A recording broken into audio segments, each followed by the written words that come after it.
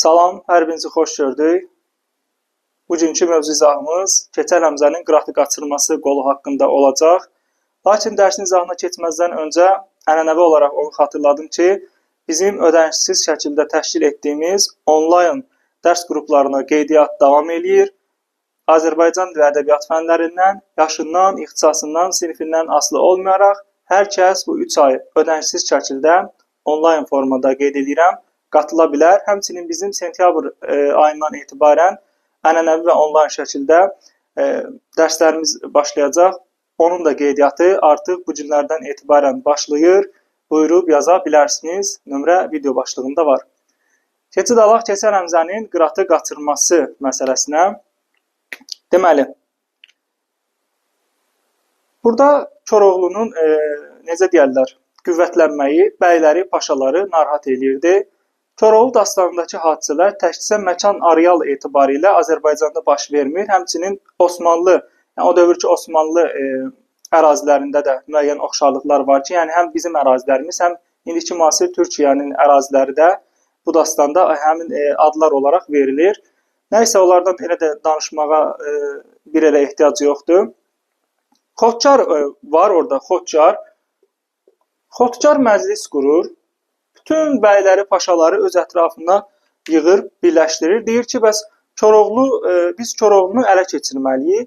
Bütün bəylər, paşalar da hərəsi bir təklif verir. Növbə gəlir Hasan Paşaya yetişir. Hasan Paşa da deyir ki, mən bu günə qədər deyir ki, Xodkar sağ olsun, mən bu günə qədər deyir, Koroğluya bir elə fikir vermirdim. Deyir, mən deyirdim ki, zaten deyir, onu digər bəylər, paşalar ələ keçirəcək. Mən deyir, onu Xodkar burada biraz təkəbbürlülük eləyir. Yəni deyir ki, mən ona fikir vermirəm deyir. Yəni o kimdir ki? Sən deyir, mənə 40 gün möhlət ver, mən deyir, onu deyir, tutub gətirəcəm.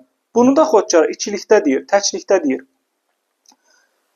Xodkar da deyir ki, lap yaxşı, əgər sən deyir, bunu deyir, mənim üçün eləsən, mən sən deyir, hətta yanımda vəzirlik verəcəm və bütün deyir, dünyanın nə naz neməti varsa verəcəm.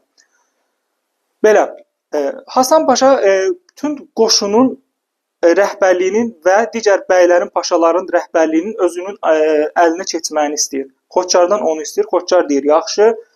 Xodkar obrazı, belə deyək də, əzazil, zindəcanlıq edən bir obrazdır. Yəni, yol kəsir, insanları belə necə deyərlər, ən pis mənada tarimar eləyir. Və Xodkar Hasan Paşaya deyir ki, ada deyir, Hasan Paşa deyir, heç olmaya deyir, oradan bir dənə deyir, karvan deyir, düzət deyir bizim üçün. Koroğlu deyir, bizə imkan vermir, deyir, qaçaqlıq eləyək. Yəni, gedək, nəsə bir yığım eləyək, mal yığaq gətirək. Heç olmaya deyir, o saxta bir yolla deyir, özün deyir, onu təşkil elək. Göy insanlar görsün ki, biz Koroğludan deyir, qorxmuruq. Belə, bu məqama da bir dənə fikir verək. Belə, Hasan Paşada bu hadisə baş verir İstanbulda. Hadisələr ümumiyyətlə, belə deyək də, Toqatdır, Ərzincandır, İstanbuldur və s. şəhərlərin adı çəkilir. Hasan Paşa gəlir öz yerinə, yurduna. Hasan Paşa gəlir. Deməli, Hasan Paşa başlayır özü də bir məclis qurmağa. Xodkarla bizim artıq burada işimiz qutardı. Hasan Paşa. Hasan Paşa deyir ki, tədbiri olduğu kimi danışır. Deyir, biz Koroğlunu ələ keçirməliyik. Kim deyir, mənə bu yolda kömək eləsə, mən onun deyir, bütün dünyanın naz nimətlərini verəcəm. 3 tərəfdən deyir, Koroğlunun üzərinə yürüş eləməliyik. Birinci tərəfdən deyir, mən özüm mərkəzdən və ön hissədən deyir, yürüş eləyəcəm. 2 nəfər insan lazımdır ki, bu sözü versin və badəni deyir, qaldırıb içsin. Birinci razılaşan Bolu bəy olur. Bolu bəy. Bolu bəy razılaşır. Bolu bəy hansı şərtlərlə razılaşır? Ümumiyyətlə, əsərdə Hasan Paşaya 3 nəfər şərt qoyur. Birincisi Xodkardır, ikincisi Bolu bəydir, üçüncüsü də Keçəl Həmzədir. Birəbir şəkildə testə düşüb fikir verin. Bolu bəy şərtlər qoyur. Bolu bəy Dünya xanımı istəyir. Dünya xanım da deməli bunun böyük qızıdır. Hasan Paşanın böyük qızıdır. Bir Dünya xanımı istəyir. Bir də deyir ki, Mehdər Murtuz və Qəcar Alını mənə ver. Qəcar Alı pəhləvandır. Mehdər Murtuz da 7 il Koroğlu insandır. Xəyanət nəticəsində gəlib çıxıb Əlqərəz Osmanlı deməli ərazisində. Bolu bəy bunu istədi. İkinci bir adam Ərəb Reyhan olur. Ərəb Reyhan özü gəlmir, qasidin, yəni elçisini göndərir. Deyir, mən razı. Bolu bəy, Ərəb Reyhan, bir tərəfdən də Hasan Paşa. Bu Bermud üçbucaq.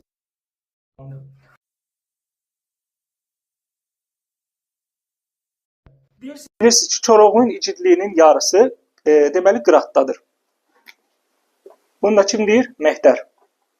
Bu da düşmüşdü bir dəfə sınaqlara. Mehdər Murtuz bu cümləni işlədir. Deyir, Koroğlunun igidliyinin yarısı deməli Qıratdadır. Biz deyir, elə eləməliyik ki, Qıratı gedib gətirən bir insan olmalıdır. Elə ki, qurbağa gölünə daş atırlar. Heç kim təbii ki, razılaşa bilməzdi, ağlı başında olan heç kim. Lakin ağlı başında olmayan, heç kəsin yanında bir adsanı olmayan bir insan, orada bir təsadüfən iştirak edən, Keçəl Həmzə deyilən bir zat-ı möhtərəm orada iştirak eləyirmiş. Razılaşır. Hansı şərtləri razılaşır? Deməli, kiçik qızı Hasan Paşanın Dona xatunu istəyir. Deməli, Bolu bəy istəyir Dünya xanımı, Dünya xanımı Bolu bəy istəyir. Donanı da, Dona xatunu da istəyir, Keçəl Həmzə istəyir. Deyir ki, Hasan Paşa, gəl deyir, bu qızımdan əl çəkdə, mən sənə deyir, bəylik verərəm, dünya malını qane eləyərəm, səni yaxşı yaşayarsan. O da deyir ki, elə deyir, sən bilirsən ki, Keçəl ağıllı olur. Mən deyir, sən qızıvı alsam, zaten bütün bu dediyin sadalanan şeylərin hamısı deyir, məndə olacaq. Belə əl qərəz. Gəlir, çıxır Keçəl Həmzə Koroğlunun məkanına, Çənli belə. Koroğlu görür ki, bir nəfər yaxınlaşır. Bu da deyir ki, bəs kimi axtarsan? Deyir, mən Koroğlunu axtarıram. İllərdir, deyir, Osmanlı saraylarında paşaların, bəylərin mehdəri olmuşam, atlarına baxmışam və s. Deyir, indəki gəlmişəm Koroğlunun yanına, mən deyir, bir şişə çörək versin. Koroğlu da deyir ki, o Koroğlu mənəm.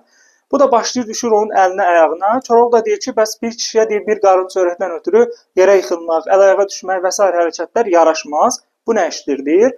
Gəl, deyir, mən səni, deyir, alıram atlarıma baxan bir şəxs kimi.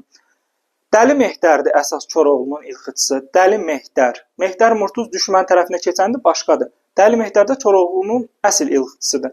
Sadəcə, Dəli Mehdərin yanında bir köməkçi kimi verir Keçəl Həmzəni atlarına baxmaq üçün. Belə.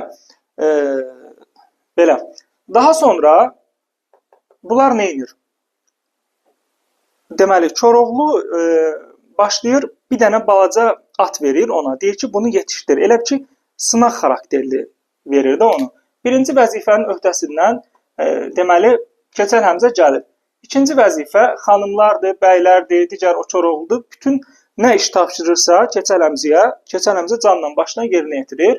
Artıq digər insanların yanında hörməti artır. Koroğlu üçüncü vəzifəni ona verir. Deyir ki, Dürat deyir, biraz sınıxıb bu il. Gəl deyirsən ona bax, Qırata onu çatdır. Qəşəng yedizdirir, çizdirir bu atı, belə keyfin istəyən. Dürat da gəlir olur Qıratın vəzifəsində, səviyyəsində. Üçüncü vəzifəni də yerinə yetirmiş kimi olur. Qəfildən o arpa bığdanı elə ki kəsir, ata verilən arpanı kəsir.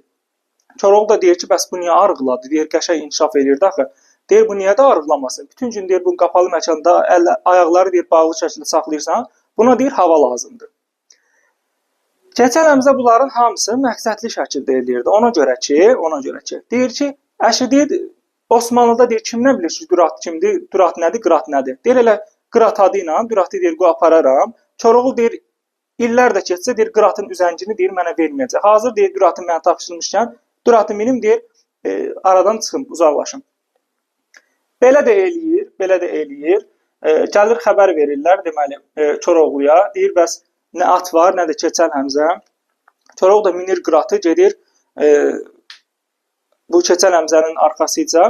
Keçəl Həmzənin arxasıcanda düşür bu. Keçəl Həmzə bir də qayıdır arxaya baxır, görür ki, Koroğlu gəlir güllə kimi. Nə gəlir Koroğlu? Başlayır özünü atır Keçəl Həmzə deməli bir dəyirmana. Dəyirmançıya da deyir ki, həkim kimyager deyir Koroğluya deyir ki, sənə bir dənə dəyirmançı beyni lazımdır ki, atlarına verəsən. Elə ki, dəyirmançını alladır da bu. Keçəl Həmzə alladır. Dəyirmançı da yazıq tir-tir titriyir, paltarlarını dəyişir bununla, gedir girir bir küncə sığınır. Keçəl Həmzə də başlayır üzün gözün bir də unlamağa, belə tanınmaz bir vəziyyət alır. Koroğlu da gəlir deyir ki, buradan qaçan bir keçəl gördünmü? Keçəl Həmzə də deyir, hə gördüm, qısılıb deyir o küncə. Koroğlu gedir onun yanına, söhbət əsnasında bilinir ki, bu yazıq fağırın biriymiş. Koroğlu qaydanda artıq Keçəl Həmzə Düratı qoyub, Qıratı minir. Elə ən birinci məqsədin, belə deyək ki, yerinə yetirməyə yaxınlaşır və yerinə yetirir əslində. Çünki uzaqlaşıb gedəcək. Onların arasında dialoqlar olur. Koroğlu deyir ki, Həmzə canım gözüm, bəs Qıratı incitmə, yaxşı bax. Deyir, sən nədən ötürü bunu elədin? Keçəl Həmzə də bir açır əhvalatı danışır. Başına gələnləri, bura nə məqsədlə gəlib və s. məqamları və deyir ki, söz dəyirmandakıdır. Deyir, mən burada deyir, sən deyirəm, nə vaxt deyir, atın dalıyca gəlsən, atın üzəngini, yəni deyir, sənə çıxardıb özüm verəcəm. Buna görə də Həmzə biraz ziddiyyətli obraz sayılır. Burada elədiyi ilə əsərin əvvəlindəki məqamı ilə ziddiyyətli obraz sayılır, amma ziddiyyəti ən axırda inşallah ki, danışacağım birazdan. Belə Koroğlu kor peşman qayıdır, Eyvaz gəlir ona deyir ki, təzə sövdəgar olubsan, nə bilim sövdan da mübarək olsun, alış-veriş öyrənibsən deyir.